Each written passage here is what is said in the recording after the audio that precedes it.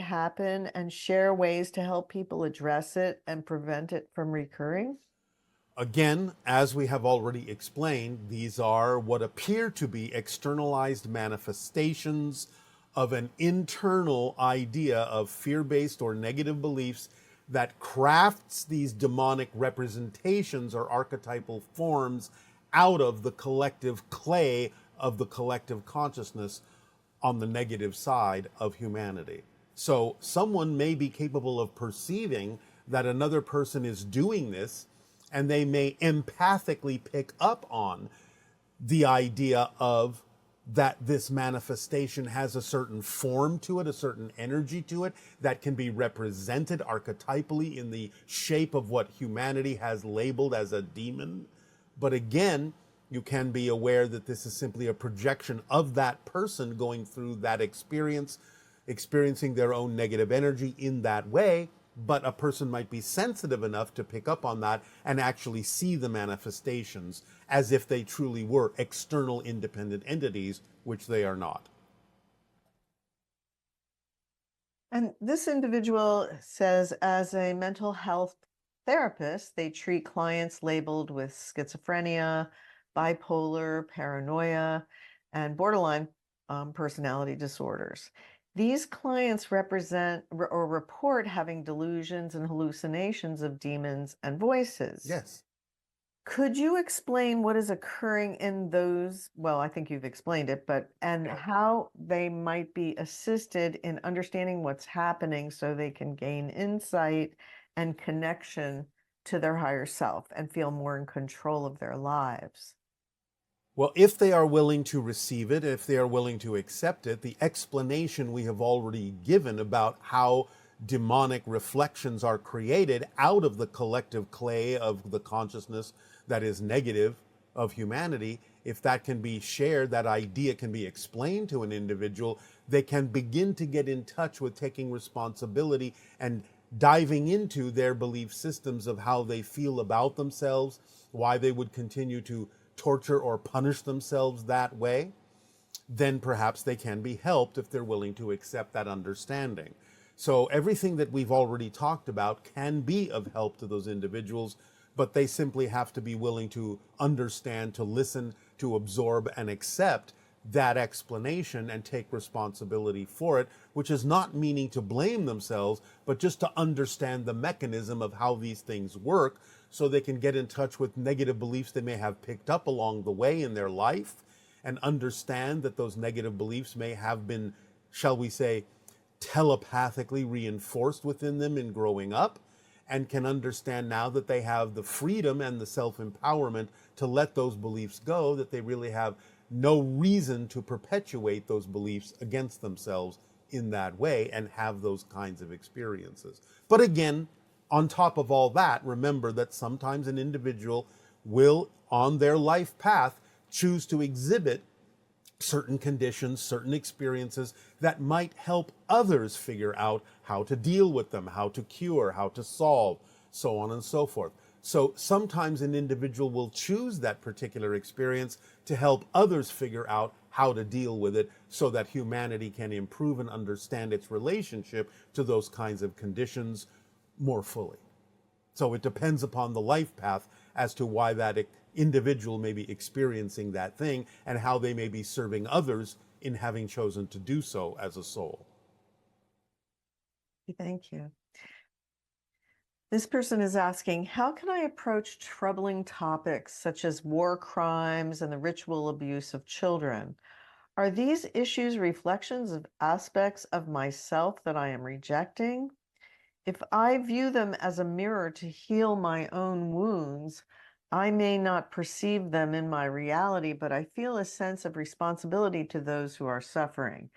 I want to avoid adding energy to those dark issues by fixating on them, yet I also don't want to deny their existence or feel as though I'm abandoning those in need. How can I navigate this situation in a way that is beneficial for everyone involved?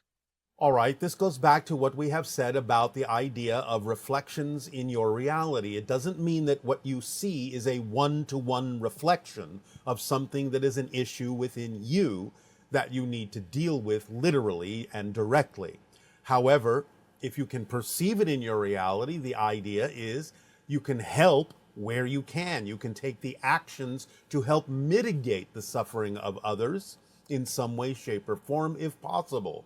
So the idea is not that you fixate on it, but that you're aware of it. You recognize that as you perceive it, it may be that the reflection for you is it gives you an opportunity to help those individuals cease their suffering.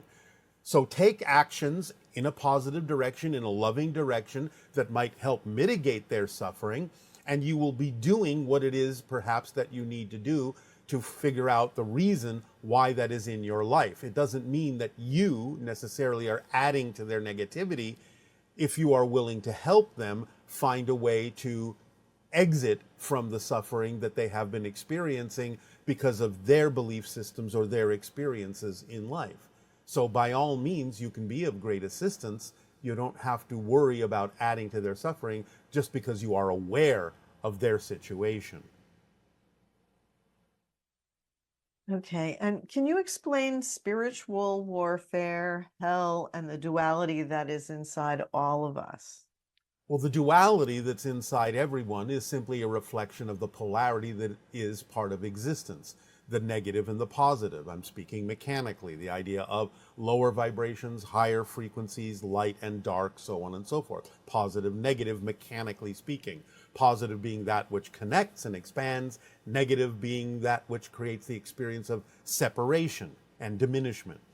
But these are just mechanical energies that exist on every level of existence. So the idea is the duality is just a natural state of existence, and you can learn to balance it in a way that you can then choose what you prefer to experience rather than succumbing to beliefs that might be negative or fear-based that would allow you to experience things you don't prefer. Spiritual warfare doesn't really exist. The idea, again, is that hell doesn't really exist, except as you make it. Except as you deem it to be true for yourself, you will experience suffering and negativity in a way that could be described as a living hell. So the place itself is not real. People who believe in hell, when they die, if they really believe strongly enough that they will experience the idea of the so-called burning fires of hell, or however they have chosen to represent that concept, may experience it for a brief split second, because what you think, what you believe in spirit is instantly experienced, but the instant that they would experience it, it would be so awful that they would wish that they would not experience it, and then they would stop experiencing it in spirit, because things happen instantaneously in spirit, because time is different there. Spiritual warfare is a contradiction in terms. If you are spiritual, there is no warfare. The idea of conflict in that sense has to do with succumbing to fear-based and negative vibrations that would cause one to suffer, to struggle, to experience conflict, so on and so forth, to experience opposition in that sense, whereas a being that is truly more balanced in its spirituality will never experience those things and would experience more of a flow and an ease in communication and in concept. So the idea of spiritual warfare, in a sense, doesn't really exist. And this individual is saying, people say negative thoughts can manifest. What shall we do about all of the thoughts which we've already thought? Can we undo them? How do we clear past negative thoughts and patterns from our minds and aura? Is there a meditation, prayer, or visualization technique that can help? If you have a negative thought, again, it's all right to deal with it. It's all right to recognize it. It's all right to allow it. Don't obsess over it. That's what causes the manifestation, is focusing too much negativity and fear on having a negative thought, judging yourself harshly for having the negative thought. Being afraid to have the negative thoughts can actually cause manifestations of negativity. But if a negative thought comes up, it's like acknowledge it, recognize it, say, okay, let me explore why I'm having this. Let me see if this is an indication that I'm holding on to some kind of fear-based or negative belief about myself that would perpetuate these negative thoughts. Let me work with that. Let me see if I can find the root cause of why these negative thoughts are coming up so that I can let them go. So not being afraid, ironically, of having negative thoughts is what will allow you to make sure that they actually don't manifest in physical reality. Working with them in a positive way, using them to discover your deep-seated negative or fear-based beliefs that may be in your unconscious mind is a way to use them in a positive context. So don't be afraid of having them, just work with them in a positive way, and they will not manifest beyond the idea of simply recognizing that you have them. Okay. And this person is saying that they've noticed that the more enlightened they become, the more darkness in society is revealed. Yes. And they want to know if this is a collective purging or is this shadow work that the individual needs to do. And that the idea that this demonic energy shows up whenever things are going great in their life, and then they are not sure what to make of that. All right. Um, All right. This is what we have said before about the idea of the expansion of consciousness, broadening your bandwidth. Remember, duality exists on every level of existence. Therefore, the more you expand your consciousness, the more aware you become of more of existence, the more you're going to recognize not only more light, but also more darkness. Now, just the recognition of it doesn't do anything. Just keep it in balance. If you start worrying that you're seeing more darkness, then you're going in a negative direction with it. So you have to understand it's a natural result of the expansion of consciousness that you would become more aware of the darkness as well as more aware of the light. But if you remain in balance with that observation and just make it a neutral observation, then you can still choose what you prefer without worrying that the negative side is going to manifest that you don't prefer. So stay neutral with the observation that you're going to recognize more light and darkness as you expand your consciousness, and everything will remain in balance and you can choose what you prefer to experience. Okay. And this person has been noticing a third eye tattoo on various people, and they feel like it's a form of synchronicity. They even saw someone walking at a traffic light and then somebody on a train. And so, what does this tattoo symbolize? Well, as a synchronicity, it could be a message from your spirit guides urging you and encouraging you to actually work on your psychic and empathic and telepathic abilities. So you might be getting that synchronicity to remind you to use your intuition more. So go ahead, follow your intuition. Practice being more telepathic. Practice being in love with humanity. Practice being more empathic with other individuals. Open up the idea of your third eye. This might be a message from your spirit guides that you need to focus on that a little bit more. And this person is saying, while I understand the only way I can feel an external energy is actually feeling my energy match that, how do I completely rid myself of the effects I feel when another is intentionally sending negative and painful energies? I seem stuck in a paradox. Well, again, you have already recognized that it's your own energy matching their frequency, so you would have to ask yourself, what reasons are you creating within your consciousness for matching their frequency? Because you wouldn't have any effects whatsoever if you didn't match their frequency. So any residual effects means you're still matching that lower frequency. So you have to ask yourself why you would have a reason to do so, and find out what that belief system is telling you, what story it's telling you that makes it seem logical for you to keep matching that frequency and feeling those effects. Because you will not feel the effects if you stop matching that frequency.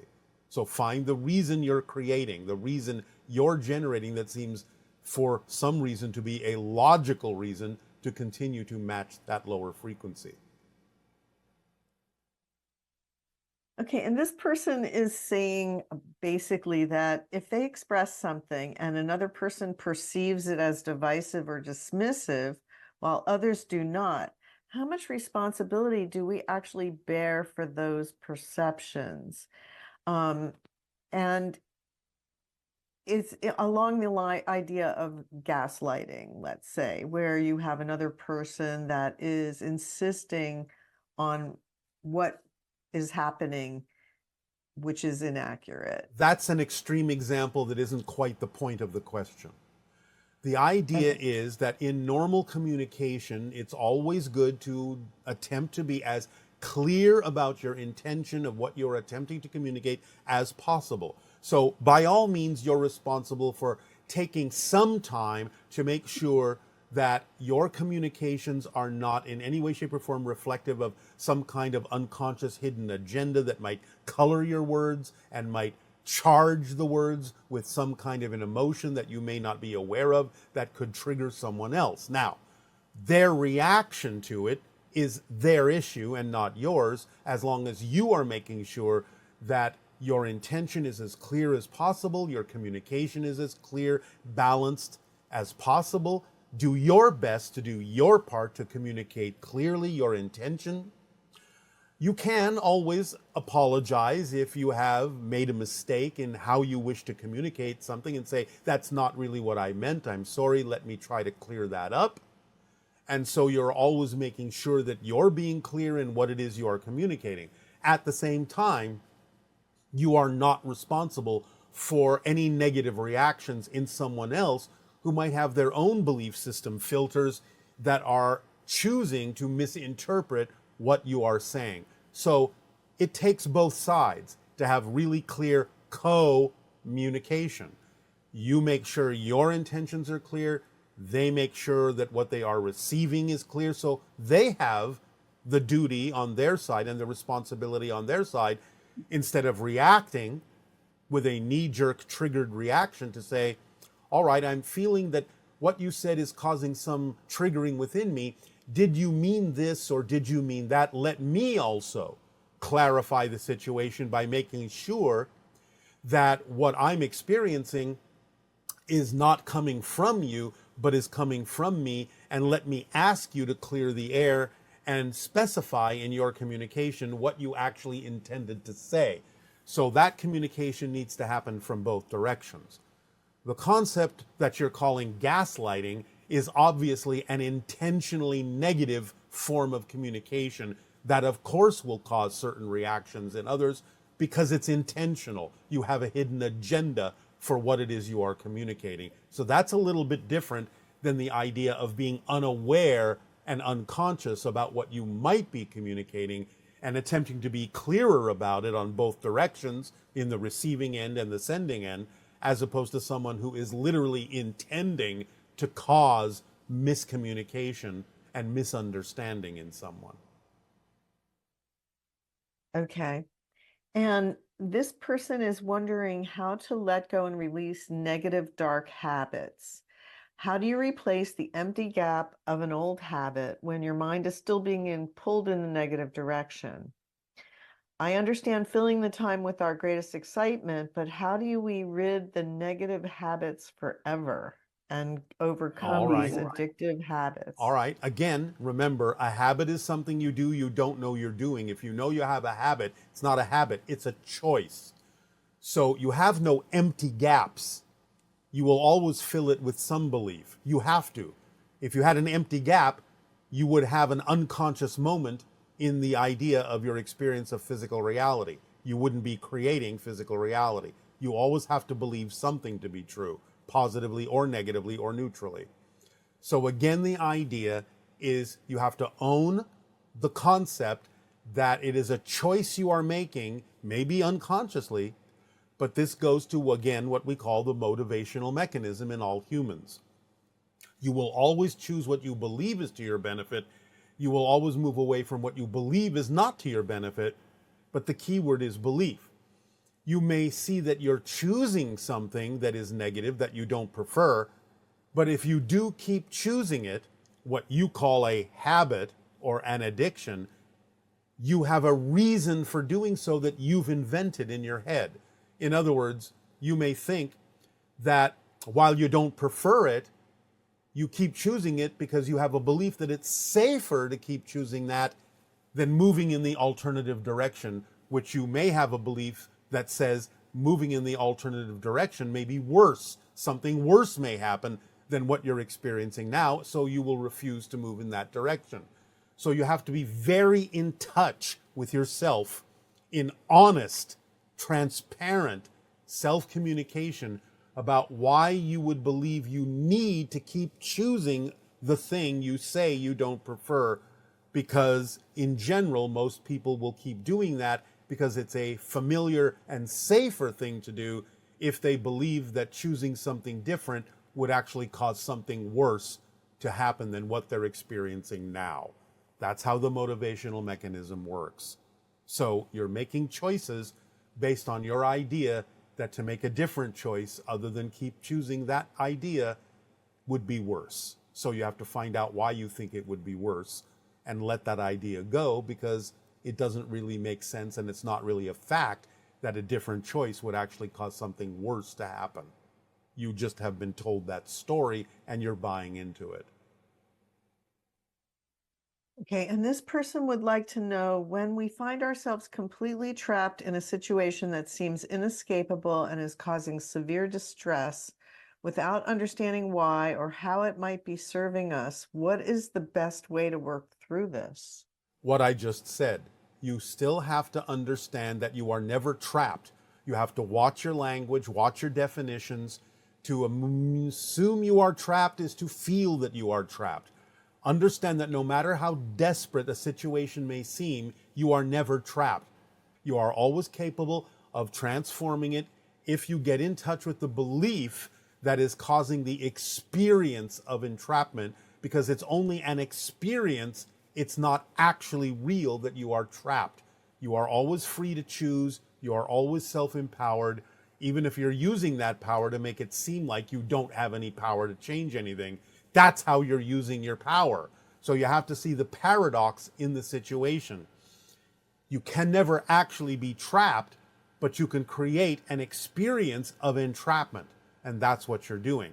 So you have to get in touch with the belief systems that make it seem like having an experience of entrapment is a better alternative than what it is you could be doing as an alternative to that. You stay where you are, you freeze yourself, you lock yourself in, because you have a fear-based belief that unlocking yourself and freeing yourself from the circumstance and situation would actually cause something worse to happen. It's what we just explained. So how does that apply to a situation where a person is physically trapped? Well, again, you have to look at the idea of what within you would be having attracted that particular experience. What is it that you believe to be true about yourself that you would have attracted yourself into that experience? It doesn't excuse any perpetrator that may have trapped you, but you have to take some responsibility for the idea that you put yourself in that situation. Now, again, that can be for negative or positive reasons, because the idea of being trapped from a positive perspective is, I have chosen to put myself in this situation in dealing with this other person or other people so that perhaps I may be in a position to help them overcome some of the fears within them in their belief system that causes them to act as a perpetrator in trapping other people, if that's what you're referring to. So you have to look at it from a position of power and not a position of victimhood. Well, I was also referencing the idea of somebody being physically trapped, because this is physical reality. Well, trapped by what? By in a building or All right. anything. But again, it's the same idea. What belief systems are within you, or what life path challenge have you put before yourself so that you actually attract that situation to yourself? Remember, it's not about what happens. It's about what you do with what happens that makes the difference and reveals to you the reasons why that situation and circumstance has been co-created by you. So you have to remember it's about what you do, how you respond, how you react positively or negatively to the circumstance that determines how you will experience it and may reveal to you why you have created it and attracted it to yourself. Makes no difference if it's just a circumstance of physicality. You're trapped under a building or something like that.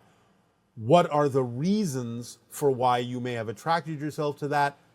And can you stay in a positive state and deal with it from a positive point of view, no matter how dire it may seem to other people? Okay.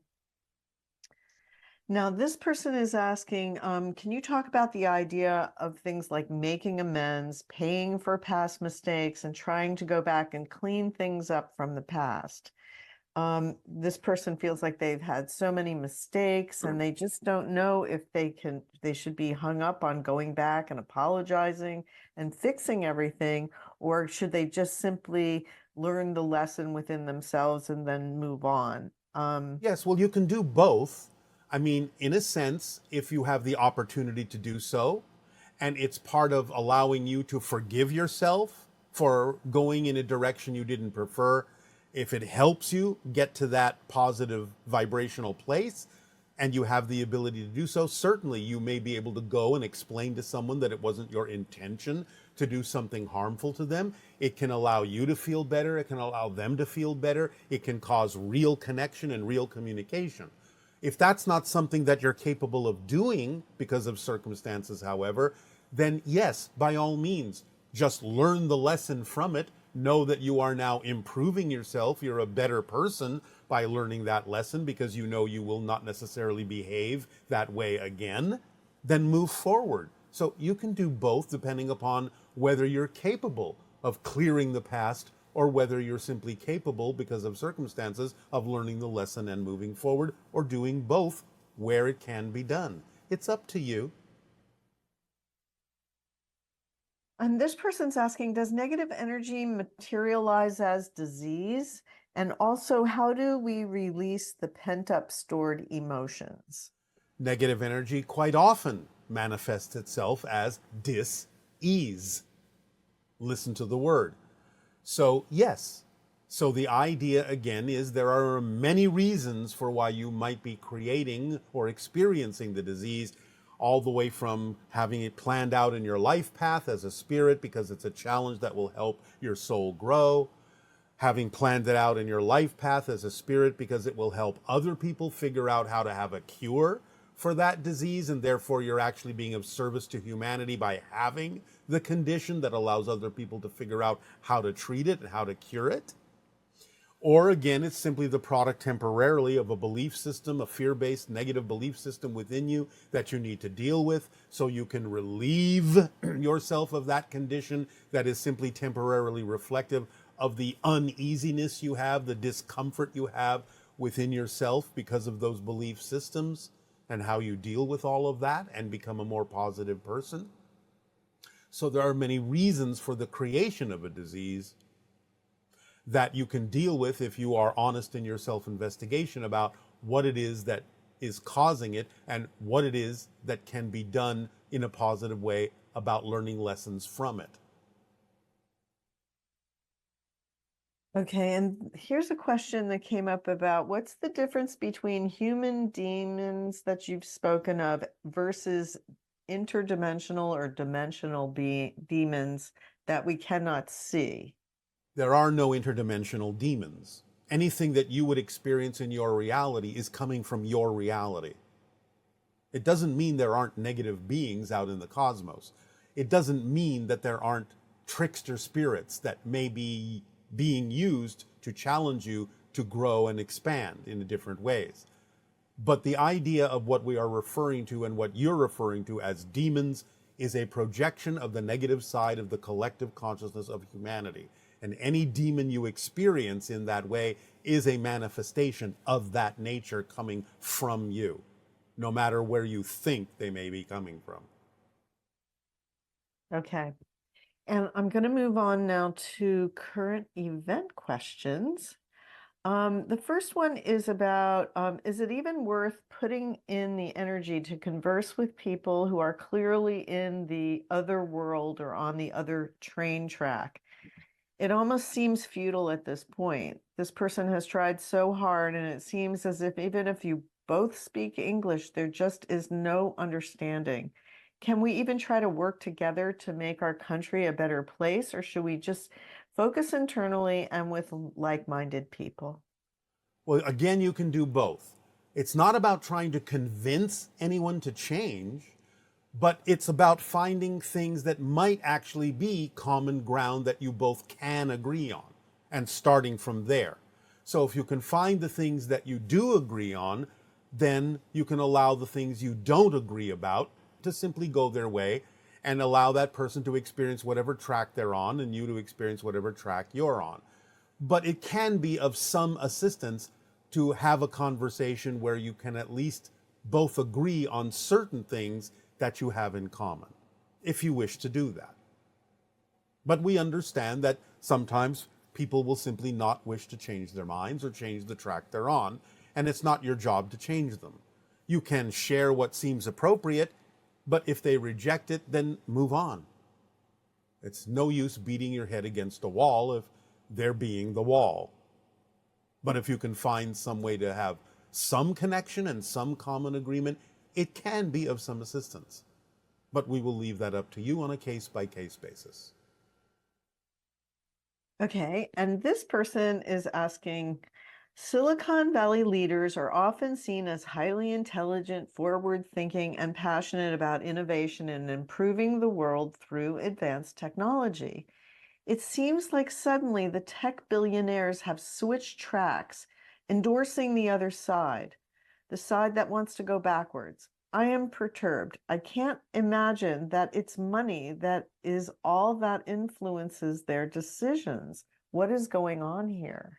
Some of it is the idea of money and power, but a lot of it is a childlike reaction to not being able to play the way they want. They're afraid of being hemmed in. They're afraid of being regulated.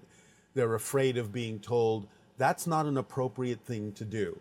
Many of these people have a kind of inner child-like negative reaction to the idea and the fear that they won't be able to play as fully as they want to play because they are being told that they have to take responsibility for the consequences of their choices. And as an immature being, they're not willing to do so. So a lot of it comes from that. Okay, and when you asked the room in Sedona if we were willing to take responsibility for what you said about the election, what did you mean by responsibility? Your ability to respond. We will discuss this more in the upcoming transmission next month of your time called Echoes of Sedona, where we will explain exactly why we said what we said, and yes, we said it, no one else. So we will explain our intention, we will explain many things that are connected to it in a way that ideally some of you may understand, some of you may not. Nevertheless, we will explain it in that transmission and not now. Okay. And whatever reality we wake up in on November 6th, is that a reality where the tracks that have split no longer see each other? Or is there still a porousness where people in a reality where one person wins the US election can still end up in realities where someone else wins the US election? It's not that you end up in the different reality, but there is still the porousness of being able to observe it and experience it to some degree, at least by observation. So it will not happen immediately that you will no longer see other tracks. This is a process that happens slowly over many years.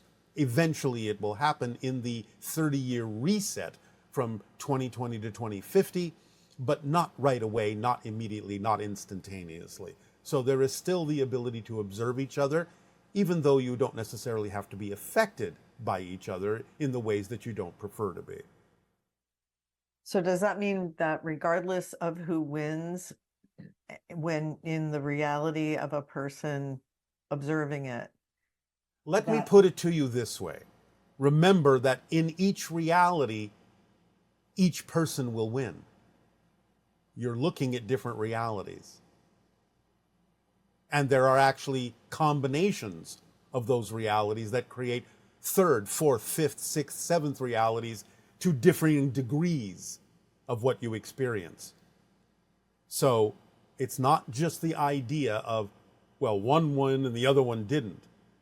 That can be one reality, but it can also be a reality where both wins in their own realities, and it can be a reality where one may win and the other may think they've won. That's another reality altogether. So there are different degrees in the splitting prism of the different realities that different people will experience. So just stay on the track that you prefer, stay in the vibration you prefer.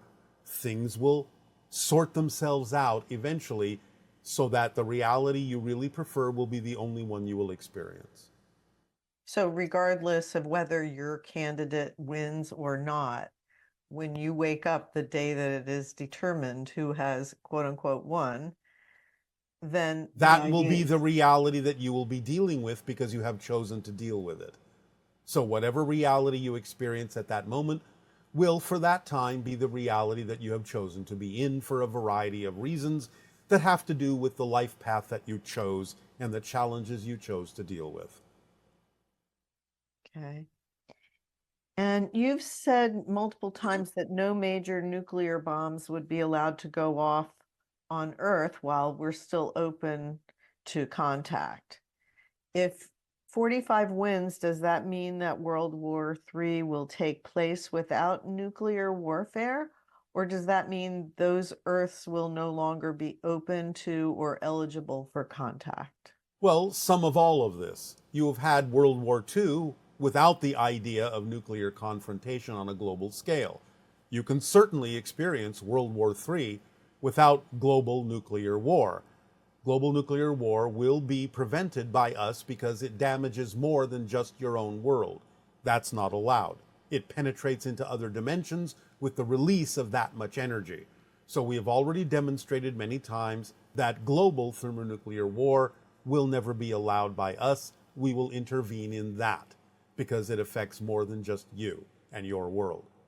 Other than that, you can do what you wish with your own planet. However, again, the idea is that it is possible that certain versions of Earth will not experience contact, again, because of fear and negativity or just the preference to not experience it on a person's life path. So there are many versions of Earth that don't experience contact. There are many versions of Earth that will experience and do experience and are experiencing contact. Which version are you on? That's the only question.